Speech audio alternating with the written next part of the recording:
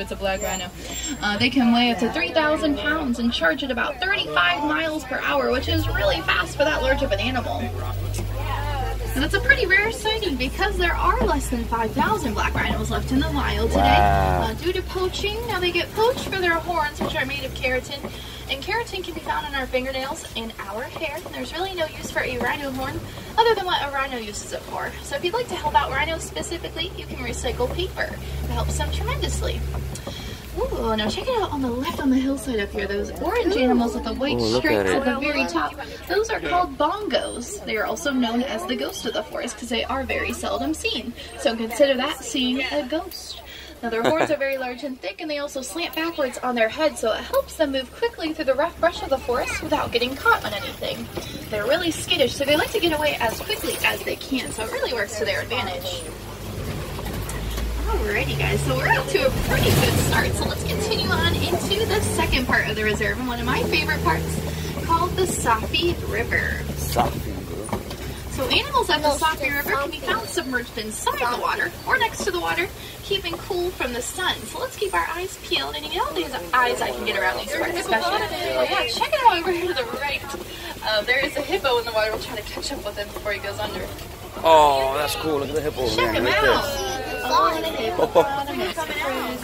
He is huge. Check him out. So hippos can weigh on average about 5,500 pounds. There's another one over here to the left in the water. Oh, it has a big booty. So typically during the daytime they'll be seen submerged inside the water like that to keep cool. But at nighttime is when they're usually found on the land. That's when they graze the most. Oh, that's a really big animal. I didn't think they were that big. There's another one in the water too. Well, there's two of them actually that I've seen so far. So when they're in the water like that, they can hold their breath for up to 8 minutes at a time. Now those white birds on the island there, those are the pink-backed pelicans. So they get their needs from turning pinker during mating season. And their wingspan is about 7 to 9 feet in length. And to put that into perspective for you, that's about the size of the canopy of this truck right above our head. Super, super long. Oh, is that a bridge? Yeah. Now if you look very closely without getting up, there is some hippos over here on the island. There's they're sleeping. You see them, Liani? Stand up. Look at the baby hippo. You see it? Now baby hippos will be born at about 85 pounds at birth. You see it, Liani? On the floor. Alright guys, so try to stay seated at all times. And over here to the left, there are some Nile crocodiles on the land. Oh, look. So these are the largest crocodiles in Africa. They can grow up to 16 feet in length and weigh an average of 500 pounds. Now their diet mainly consists of fish, but they are also known to eat bigger animals like zebras and wildebeest, especially during wildebeest migration. And fun fact, they can also eat about half of their body weight in a single eating, and that's almost 250 pounds. So what do you say we get out of here? So we're going to head on into the third part of the reserve and the largest here in Harambe, called the Savannah. So the Savannah is home to famous animals like giraffes, elephants, flamingos, some big cats like cheetahs and lions. All those great beautiful animals and so many more. So let's keep our fingers crossed for some good sightings out here on the Savannah today. Yeah, there's a giraffe. Oh yeah, look, there's a giraffe. Brought it close to that Oh, I see a giraffe. I never seen a giraffe before. Look, oh, that was very bumpy. Whoa, look at the giraffe, Liani. I saw him. Now, there's really no telling what we will find in the savannah on any given day due to migration habits. Cool. But the good news is that when animals migrate, they will typically migrate in groups. So if we do see some animals, we'll see lots of them. So wow, what are those horns? Looks like there's some coming up on the right over here. There are some animals with really big, thick white horns, and there's also a giraffe right there behind the tree. I can barely see him back there. Now those animals with the thick white horns are called the Ankole cattle. Now their horns can grow up to 3 to 4 feet in length. They have a honeycomb structure inside of those horns that blood will circulate through and act as a cooling system for the cattle. Now in Africa, the Ankole cattle is a symbol of wealth, so the more that you have, the wealthier you are. And because you can't keep cattle in a bank, they will be kept in bomas or manadas at nighttime. Well, don't worry, there's a lot more giraffes spread it out around here. I see the other one over there. There's another one over there. Wow, there's a lot. Yeah, there's a lot. Over there.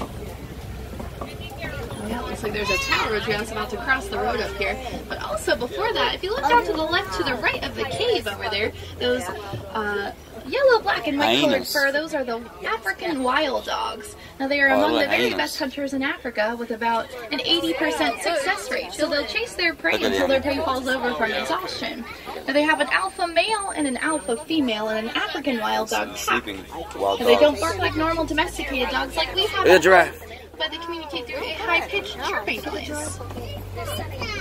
Oh my! Also to the left, I'm going to point out those sable antelopes, those dark brown, sharp-pointed, horned animals in the back over there. They're really territorial.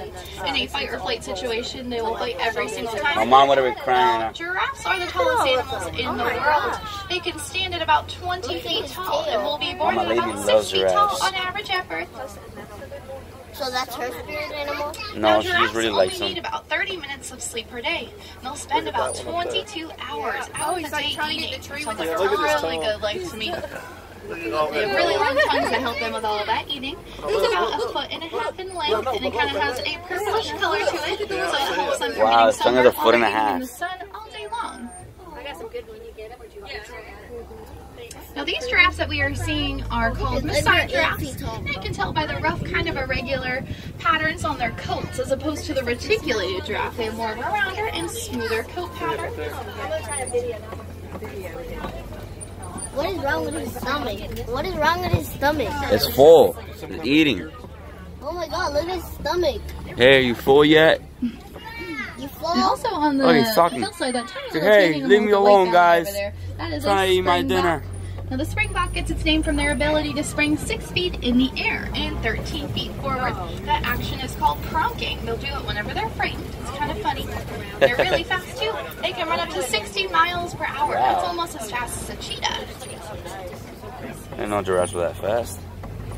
Oh, they have like food buckets up there too. Yeah.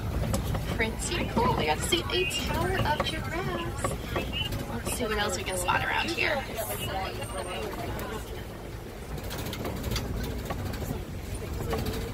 Oh, look at that. What is that called over there? Ooh, okay, now coming up on the right over here, if you remember the Lion King and gazelle. Mufasa and everything that happened, still a little bit too soon to talk about, I know. Are they greater kudu? But these are the animals. They are the white-bearded wildebeest. Wildebeest, that's what they You are. can't blame them for what happened because they are very migratory. They will migrate over 1,000 miles in a single year. There's millions and millions of them that will all migrate What together. are they doing? They're eating grass. They're so migratory that a baby wildebeest will be up and running within the first 15 minutes of their life, so they don't get left behind by the herd. Now, wildebeest translates to wild beast in Afrikaans language, so that's where they get their names from.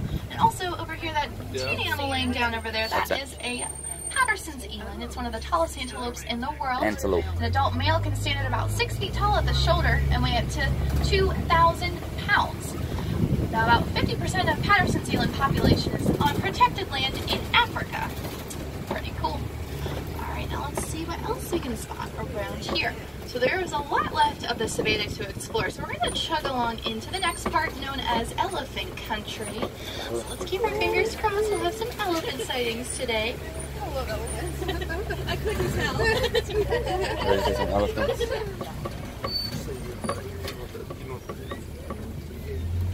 Oh, yeah. They almost came across. Yeah. Ooh, lo and behold, coming up on the right over here, there are two gorgeous elephants. Check them out. Now, if I had to guess, I'd say these two are probably male, and I guess that because they are in a looser group of one another. Now, males will leave the herd when they are mature enough, and if they don't, the females will drive them out of the herd. And also to the left, if you kind of look back there, there is a mandrill monkey all the way back there. It's kind of hard to see. But they are the largest monkeys. They're known for their red and blue coloring on their bodies that will grow brighter when they get monkey. My spirit animal. Now, an adult male mandrill will weigh about 100 pounds, and they're much, much larger than the females. So if you see an adult male and an adult female next to each other, it looks like an adult and a baby. It's kind of weird to see like that. but the difference in size is crazy. Now coming up on the right over here, it looks like the sign says the road is closed, and that's usually the road that I take. So it looks like we're gonna have to take a detour today. Now I will warn you guys, the last time I did take this detour, it was pretty interesting to say the least, so I'm just gonna tell you to hang on tight. And Hakuna Matata is Swahili for no worries, so Hakuna Matata, my friends, no worries. It means no worries for the rest of your like the look of this days. Oh, I don't like the noise it's making either. Oh, no, turn it back now. Just keep swimming, just keep swimming, just keep swimming, swimming. Alright, well I made it. We'll see if you guys make it. Alright, and we made it. I knew we would. Hakuna Matata. What a wonderful phrase. Am I right? Yes. That's right. Alright, now it looks like we're heading through some red clay pits. Ooh, clay pit. Ooh. Clay. Ooh, and on the clay. right side over there, it looks like there are That's some clay. tusk marks in the red clay. Now we know that elephants will eat red clay and get lots of minerals from it, and lo and behold, there is an elephant over here to the left. Hey, oh yeah, he was eating a lot of clay. Look at him. Yeah, check him out. There's probably more from where this came from, but if you notice on his back, it's kind of a lighter, dirtier color. So they have very sensitive skin. They'll pick up mud with their trunks and throw it right on their backs to act as a natural sunblock. So they also have very sensitive skin right behind those ears too. So if you've ever wondered why elephants flap their ears, they'll do that to cool their bodies down, just like this one's doing right here. We'll try to get past these bushes so we can see a little bit better. So they can decrease their body temperature as much as 15 degrees just by flapping those ears. That makes me wish I had bigger ears. Look, there's like these cool like colors on the ears. Oh yeah, it's called gauges. Looks like there's some over there by the water too. Those Let me close over up. here. Look at the bird. Those guys up there. Whoa, look at this tree. Now elephants are very social animals, the younger ones anyway. So typically during the daytime, younger elephants will be seen with their cousins and their aunts, but at nighttime they will always be back with their mamas. That was the first one, now the second one is here. Oh, one in the water Over again. here to the left, you'll see two gorgeous elephants over here by the water. You can see them flapping their ears, pulling their bodies down a little bit from the sun. Oh, look at the flamingo. Oh, there's Oh, the yeah, baby baby. elephant right behind Yeah, the larger elephant over here. You can see her in the back over there. Oh, baby elephant, Leonie, look. So female Look elephant's in between the gestation two big period ones. is Look how little he is. 22 months. That's almost 2 years, just imagine. Second life tree. Now coming up on the left over here on this Mickey-shaped island, there are some greater flamingos. My So spray. these are the lightest shade of pink in the flamingo species. They can stand at about 3 to 5 feet tall and weigh a whopping 9 pounds. Now they are born gray, but they will grow pinker over time from the brine shrimp that's in their diet that you might be able to smell with that breeze coming in here. Yeah. And a group of flamingos is called a flamboyance. Now you can see that baby elephant a little bit better back there too. She's a Baby sweetie, elephant. isn't she? Look at it there. She's all Look the at her way on back camera. there. I think she just turned 1 or 2. Yeah, she just had a birthday. I'm not sure if it's 1 or 2. I know. So we're heading on into the east side of the savannah here. So let's see what we can go spot around this part.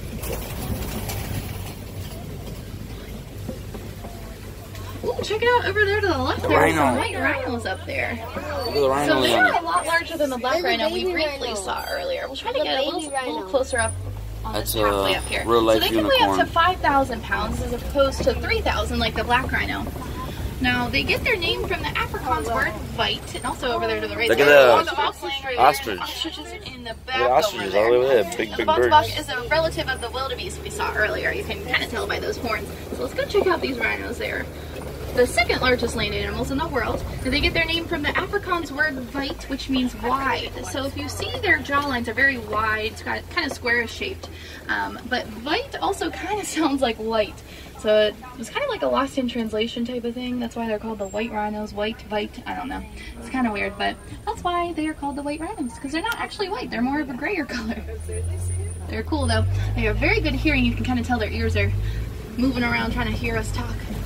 Well, if you look very closely to the left up there, there's a cheetah all the way in the corner up there. You can see her head poking up over there, all the way in the left corner. Oh, wow. Just outside of the shaded area over there in the sunshine. Right there, sitting I down. Now, they're really fast. They can run up to 70 miles per hour. Wow. They have very good eyesight. They kind of have a black teardrop around their eye that will reflect the sunlight Wow. when they're hunting in the daytime. That's Now, cool. cheetahs are built for speed and not for power, so if they're competing against a larger and more powerful animal for the same prey, they'll usually just give up and let that animal have it. So they're really not known for their hunting. They're more known for their Running. quick spurts of speed. Yeah.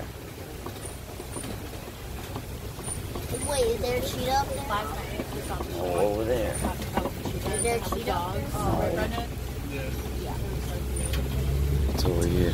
Now, coming up on the left over here, there's a really big rock formation. So typically in the savannah, lions will hang out on rocks like these because it gives them a really good view of the area. So lions are inactive for about 20 hours out of the day. They are most active at nighttime when they do most of their hunting. So females will do most of that hunting while the males will typically stay back to protect the cubs. So we'll see if we can spot any snoozing up here in the rocks. Also, those are the ostriches over there to the right, and some more white rhinos. Sorry. Whoa, that one's big. Check them out. Looks like they're chowing down on some good food. Unicornus. Now that is a group of rhinos, and a group of rhinos is called a crash. A crash? Crash. They all crash a Checking out party. Here to the left in the middle, it looks like there is a male lion soon. Oh, there's a Oh, look female at the- all the way at the very look at the top lion. up there. Check her out. Oh, wow.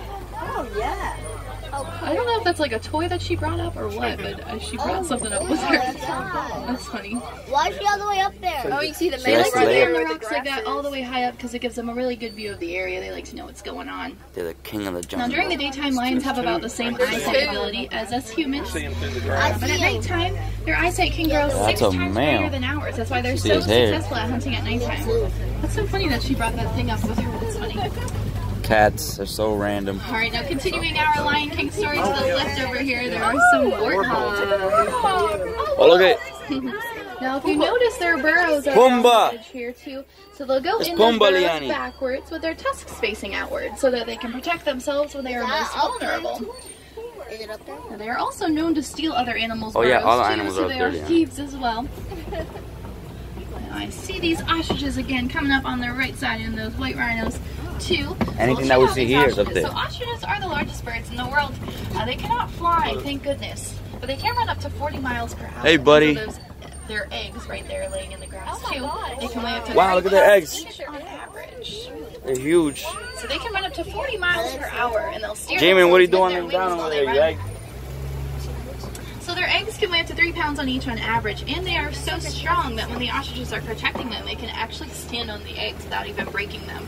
So Wow. strong they are. It's kind of crazy. That is crazy. All right, now we're going to head on into the very final part of the reserve. It's a tiny little area. We'll see if we can go spot anything around there before we head back to the village.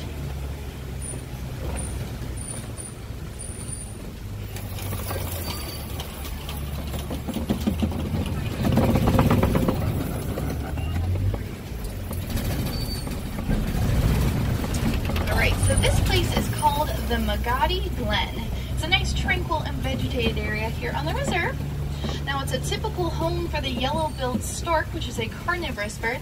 That means they will eat frogs and fish and snakes and lizards and even other smaller birds. They'll basically eat anything that will fit the bill. What is that? Thanks It's a for little thinking. water They spring. usually will hang out by the water over there looking for some food to fit their bills, but I don't see them out in the open, so I bet you they're digging around in the bushes to the right looking for some food. Because all they do is eat. Alright, now these gates have opened for us to head back towards the village, so our journey has come to an end. So I hope you guys are able to see some of your favorite animals today. Now, no two safaris are ever the same, and the animals do make sure of that, so I encourage you guys to come back and ride again sometime. You might even get the chance to see a different animal than you've seen before, and especially today. And during our nighttime safaris, if you come back when it's darker out, the lions are typically a little more active. They're usually up and about, and they're also most vocal at nighttime too. So you might even get the chance to hear them roar. Oh. I've heard it before. It's absolutely amazing. And our last nighttime safari heads out at 6:15 p.m. tonight, so I hope to see you guys back here for that. Now, if you'd like to see any more animals here in Africa, the Gorilla Falls Exploration Trails entrance is right by the exit of our safari. You gotta be And over there, you can see western lowland gorillas, Okay. zebras, hippos, naked mole rats, birds, and fish. And it's all at your own pace, so you can sit there and admire the animals for as long as you wish. And if we have any wilderness explorers on board with us today, you've been aboard the Symbol 1. That's the name of my truck. You can pick your badge up over at the white umbrella across from the Kilimanjaro Safari entrance. Music.